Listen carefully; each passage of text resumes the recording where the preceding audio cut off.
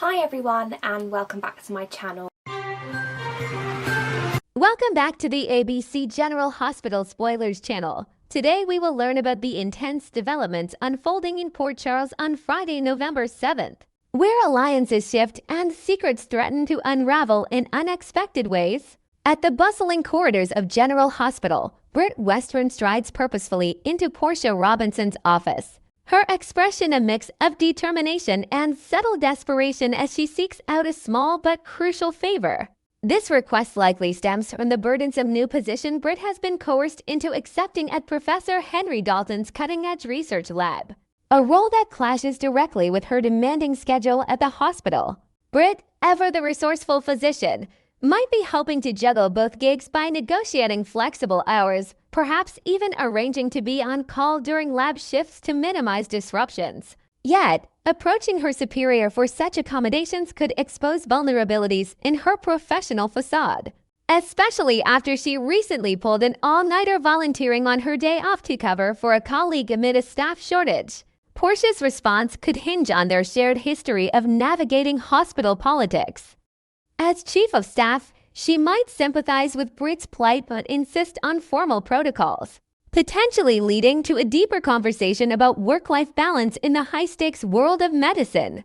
This interaction highlights the ongoing tension between personal ambitions and institutional loyalties, a theme that resonates throughout Port Charles' elite circles. Meanwhile, in a quieter corner of the hospital, Lucas Jones finds himself uncharacteristically flustered during an impromptu chat with his birth aunt, Ava Jerome, who has cornered him with probing questions about his budding romance with Marco Rios. Lucas, still processing the emotional whirlwind of recent life changes, voices his deepest insecurities. What if Marco is merely a rebound to fill the void left by past heartbreaks? The conversation takes a turn toward commitment when Marco hints at elevating their relationship, possibly proposing they cohabitate at the sprawling, Gothic Windermere estate on Spoon Island, a move that would immerse Lucas in a world of opulent isolation. Complicating matters further is the looming presence of Marco's enigmatic father, Jens Sidwell, whose shadowy business dealings could turn their potential home into a hub of intrigue rather than romance. Lucas's hesitation underscores a broader analysis of post-divorce recovery in Port Charles, where new loves often intersect with family legacies and hidden agendas. Ava, drawing from her own turbulent romantic history, might offer sage yet biased advice, urging him to seize the moment before doubts erode the spark. This subplot delves into themes of vulnerability and trust, illustrating how personal growth in the Quartermain orbit demands confronting inherited complexities. Shifting scenes to a tense strategy session, Police Commissioner Jordan Ashford convenes with Marco Rios and his father Jens Sidwell, her tone laced with urgency as she proposes devising a contingency plan to safeguard their covert operations. Jordan's involvement runs deeper than appearances suggest. She's operating as a double agent, funneling critical intelligence to trusted allies Laura Collins and Anna Devane without Jens's knowledge, leveraging skills honed during her extensive tenure as a D operative. This clandestine network traces back to Jordan's early days in law enforcement, where her partnership with Anna forged an unbreakable bond amid high-risk busts and international pursuits. The need for a backup arises from escalating threats tied to Jens's aggressive pursuit of Sonny Corinthos' lucrative waterfront piers, a real estate gambit that could disrupt the mobster's empire and invite retaliation from Corinthos' formidable associates. Analysts might speculate that this plan involves rerouting shipments or planting decoys to mislead rivals, all while Jordan balances her badge with her undercover loyalties, a delicate dance that could expose her if Jens grows suspicious. This arc examines the moral ambiguities of espionage in Port Charles, where alliances blur lines between justice and self-preservation, potentially foreshadowing a larger confrontation over the city's economic underbelly. Over at the cozy confines of Bobby's Diner, Brooke Lynn Quartermain gathers with Michael Corinthos, Ned Quartermain, and the diligent waiter Gio Palmieri, whose shift has unexpectedly turned into a family council. The group lingers amid plates of comfort food, oblivious to Gio's private knowledge that the Quartermain mansion stands ready for their return, a detail he wisely defers to the formidable Tracy Quartermain to reveal, avoiding any premature awkwardness. Brooklyn, sensing an opportunity amid the camaraderie, turns to Gio with a tentative plea. Actually, we might need your assistance more than we thought, her words carrying the weight of unspoken family fractures. Gio, whose own recent confessions to Tracy about his longing for connection have softened his guarded exterior, meets their gaze with genuine eagerness, hinting at a mutual vulnerability that could mend rifts. This moment expands on the Quartermain clan's resilient spirit, as external pressures like corporate battles force them to lean on unlikely allies. Gio's role, once peripheral, now emerges as a bridge between isolation and unity, enriching the narrative with layers of redemption and found family. The diner's warm ambience contrasts the mansion's grandeur, symbolizing a return to grassroots support in times of upheaval.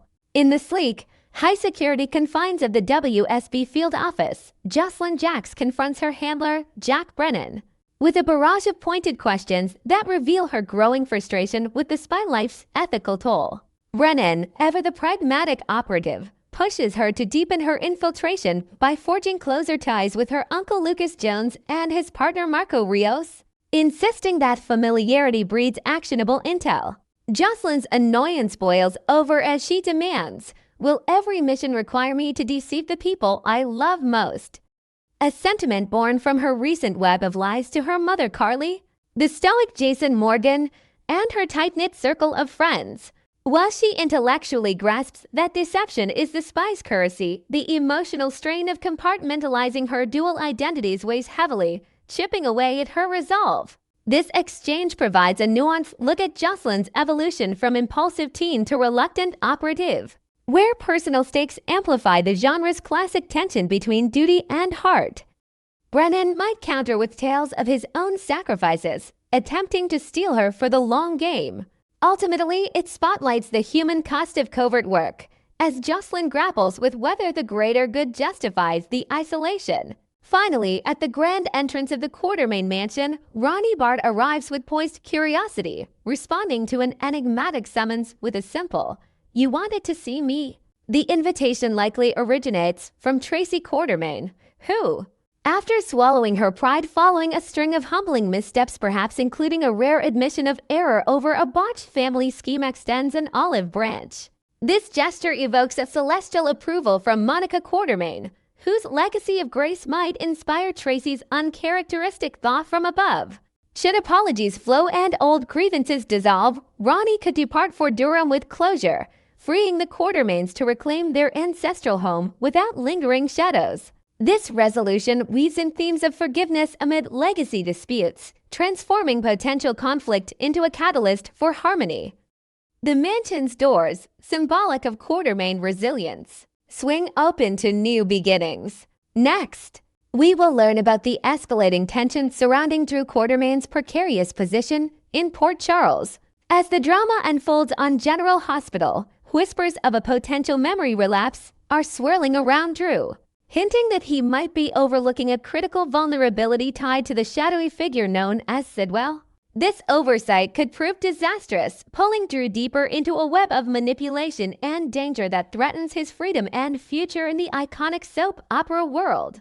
Drew Quartermain, once a steadfast figure in Port Charles society, now teeters on the edge of a personal crisis that could unravel everything he's built. Recent episodes have showcased Drew's growing obsession with sabotaging Michael Corinthos, but this laser-focused vendetta appears to be clouding his judgment, causing him to forget a pivotal detail about Sidwell's iron grip on his life. Sidwell, the enigmatic operative with ties to international intrigue, has made it abundantly clear that he holds the keys to Drew's downfall.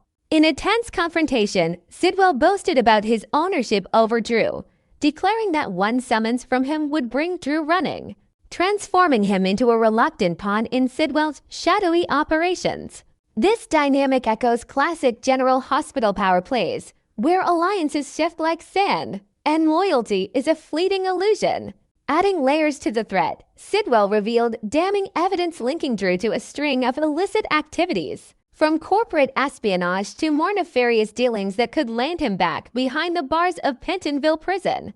Viewers will recall Drew's previous stint there for insider trading charges, a scandal that scarred his reputation and left him wary of the Laureate now, in his current state of unraveling. He seems poised to repeat history. Sidwell's leverage isn't just verbal bluster.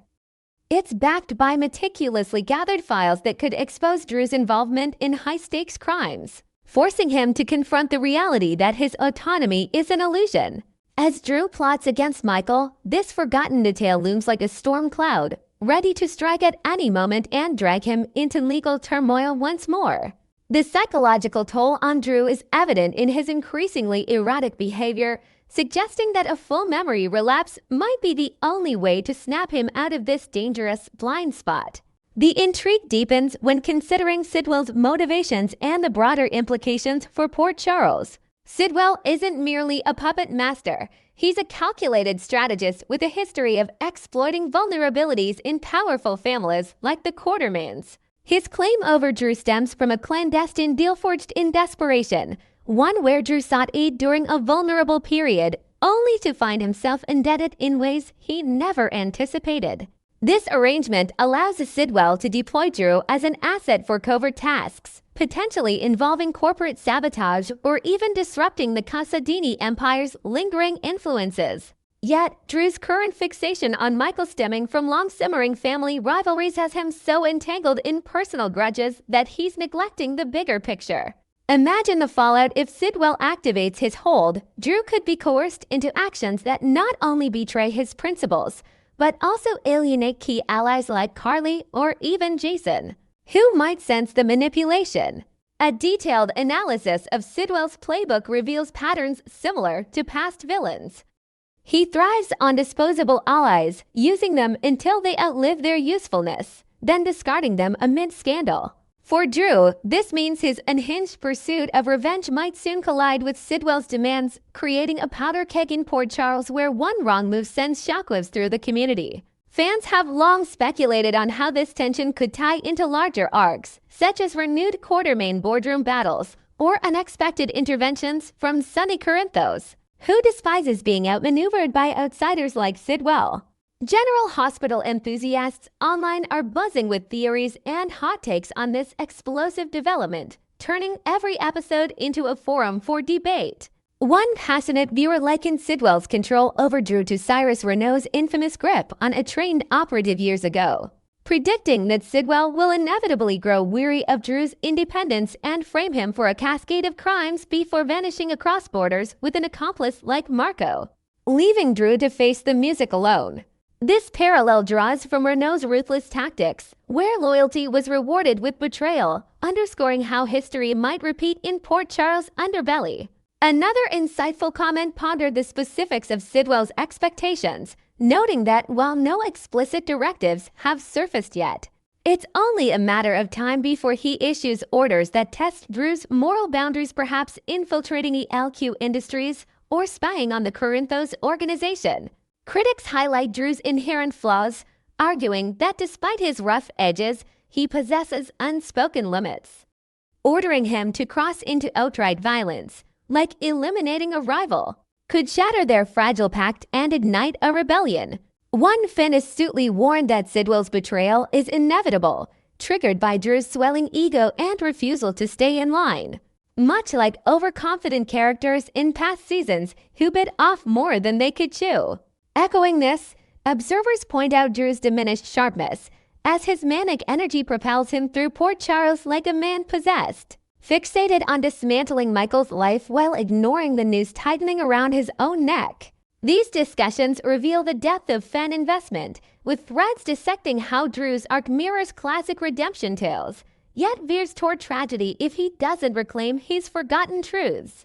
Social media erupts with memes capturing Drew's bewildered expressions, alongside polls debating whether he'll snap out of it or tumble further into Sidwell's abyss. As the layers of deception peel back, the stakes for Drew rise exponentially, promising twists that could redefine alliances across Port Charles. Sidwell's evidence isn't just a bluff, it's a dossier compiled over months, detailing Drew's unwitting participation in offshore schemes and falsified documents that tie directly to federal investigations. This arsenal positions Sidwell as the ultimate wildcard, capable of leaking intel to authorities or even leveraging it against other players like Nina Reeves, whose media empire might inadvertently expose the truth. Drew's memory lapse adds a poignant layer, evoking his twin Jason's own identity struggles, and raises questions about psychological manipulation. Could Sidwell be dosing him or using tech to suppress recollections? In this extended narrative, Drew's journey isn't just about survival. It's a test of resilience against a foe who views people as chess pieces. Port Charles, ever the hotbed of secrets, watches as this relapse threatens to cascade into family implosions, with Scout and the Quartermain legacy hanging in the balance. Fans speculate on redemption paths, from seeking help from Monica to a dramatic confrontation that exposes Sidwell's network. But the uncertainty fuels the suspense. It goes without saying that General Hospital fans will have to tune in each and every day to see how Drew navigates this minefield of forgotten threats and looming betrayals, as the saga promises more heart-pounding revelations ahead. Thanks for watching, guys. See you soon. Bye.